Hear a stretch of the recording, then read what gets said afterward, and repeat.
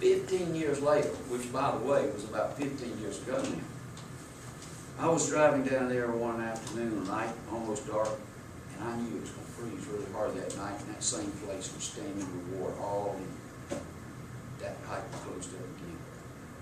And I said, you know, tonight that's going to be ice, that's going to be worse than water. And I know if I call the highway department right now, they won't come out here and not fix it. For a 28-year-old man on the way to work at that pasta plant on Pineview was killed. He hit the same tree, believe it or not. He hit that ice and hit that tree, and I had to go out Poultry Lane in Eastover and tell his mom and dad he was dead because of something that could have been avoided. I went back out there with the highway department and watched them clean that thing out. Now, it's time for me to go back, climb down in that ditch, and check that pipe before I see water standing on that road again. You follow what I'm saying? But talking to Ms. Payne, she started a program to help save people's lives. You aware of that, right? In car accidents. And I just want to commend her because I'm going to tell you, there are people alive today because of her. You don't know who they are. You don't know who would have died. But when Governor Sanford announced that he was going to veto the seatbelt bill, you remember that?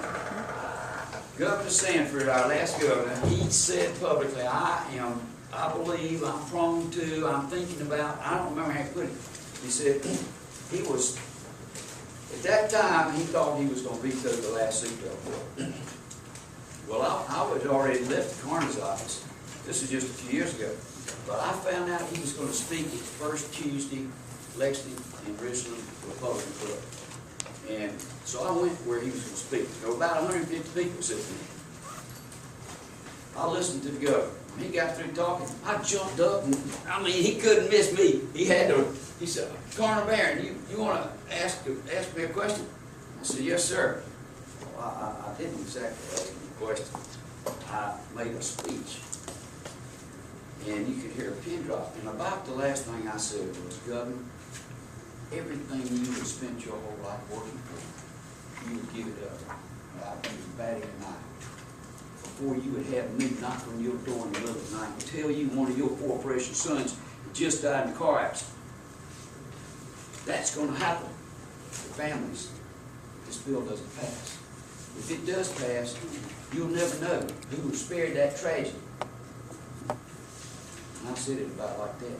And you could hear a pin drop. And he said, how many people in the room agree with Carmen? I don't think a single hand would not go up. Everybody raise a hand. He wrote me 2 thank you notes. Get people living because of things that you can do. Each and every one of them. When you see a danger, do something. If you think they won't listen, call me. The first time I called the highway department, after I was coroner, I said, you really need to have a stoplight at the corner of Atlas Road and Gardner's Ferry Road. They said, we've done a study, and we don't agree with it. Coincidentally, once again, it happens all the time to me. I'm driving out Gardner's Ferry Road, and I see there's been another terrible wreck there. And a woman was coming, and she had to go across a lot of lanes and turn left on Atlas. And the guy trying to speed around all the other lanes didn't stop. He went around the outside lane and was going through and hit her broadside, killed her little boy. She was lying in the road, and they were trying to save her life when I drove up. How would the department put up a stop like this, you know? Coroner over in Calhoun County called me one time, Coroner Sheila. He said, Coroner Barron, I need your help. I said, what's the problem over there, Coroner Sheila? He said, I've got an intersection over here. People get killed almost every year. He said, I can't get anybody to do anything about it. He said, the road is a major intersection, but they don't see the stop sign at the time. They come over a hill through the stop sign and get hit. He said, I'm totally frustrated. 2 weeks later, there was a blinking light there. No one's died there since, I don't think. So what we can do to save people's lives is not written in the statutes of this state, is a immediate call. But to me, it's the most important thing I can do. And the second most important thing I can do is to help a person through the worst moments of their lives that they've ever experienced. I can't imagine somebody coming to my house and telling me that one of my children. I mean, I have never told anybody who I told that I know how you feel, because I don't know how to feel. You can't. My son, who is 30 next month, is a Marine. He fought in Iraq twice. He was in combat. He had lunch with a friend of his from Irma, David Weinlords. I don't know if any of you remember. The highway's named after him in front. David? Old Tama Road. Named after David. David was a great Marine. He and my son went through boot camp together. When I was down there for their graduation, I ran into his mother and father, his stepfather. His stepfather was in the sheriff's department. Frank Fellows is a good friend. We toured the barracks together. Our sons who graduated from boot camp. Within 2 or 3 years, when they were in Iraq, having lunch, my son, David told him, said, I'm going out on a mission of some type. We never saw him alive again. Suicide bomb killed him.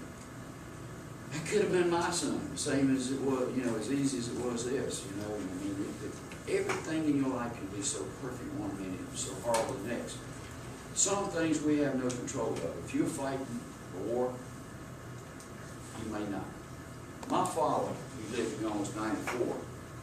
When I was at the Citadel, I decided to do a report on battle. Now I'm just talking because I enjoy talking and telling the story.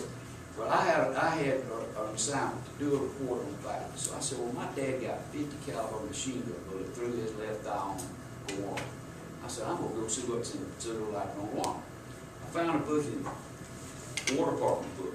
I was reading it. It said, 305th Regiment. You know, that's 3 battalions made up of 3 companies. I mean, that's a lot of men. It said they were moving in a column through the jungle on Mount Barragata, spearheading the attack of Captain Frankie Barrington from Columbus. It said, Colonel, he stopped. The whole regiment backed up. It said, the Colonel came up. He said, I shouldn't say it, but he said, Captain, what the hell did you stop for? That's the way they talk in the military when they fight. But he said, that's what he said in the book. And my dad said, Colonel, I thought I should scout this area before we move this column any further. He said, that's a good idea, Captain. He said, you have any men right over there? My dad said, no, sir. He killed a Jap. And when he's fired to kill that Jap, all of them waiting for them to move in there. Started, a hand grenade came over my dad's head, blew up behind him. That's hand thrown, you know. The colonel jumped behind a log and a bullet hit his helmet. One went through his heel, and my dad got him out. He said, remind me not to ever do that again, Captain. You better not even mean to go up on the very front point like that. Well, my dad had to. It was his job. He went back up there in a 50 caliber. You know how big that is? It blew a piece out the inside of his leg that looked like the half of a golf ball. If it had hit the femoral artery, he'd be dead right there.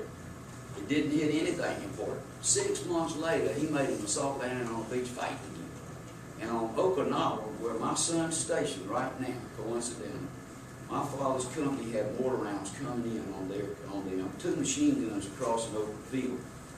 And he personally ran across that field and knocked out those 2 machine guns and was awarded the Silver Star. Tom Smith, you know Tom that we see on Facebook, he's a military writer. He read, my dad's in a lot of books, war books, and all. He said, your dad, what he did, he said, you know, when a guy jumps on a hand grenade, that's fantastic. I mean, the guy was willing to die for someone else. He didn't even have to think about it. But he said, you know, your dad had to think, I've got all these men I can send over there to do this, but I'm going to do it myself. And he ran across the open field and got this track gun. The guy was inside and walked beside and knocked out the machine gun. Well, he lived through things like that day after day after day.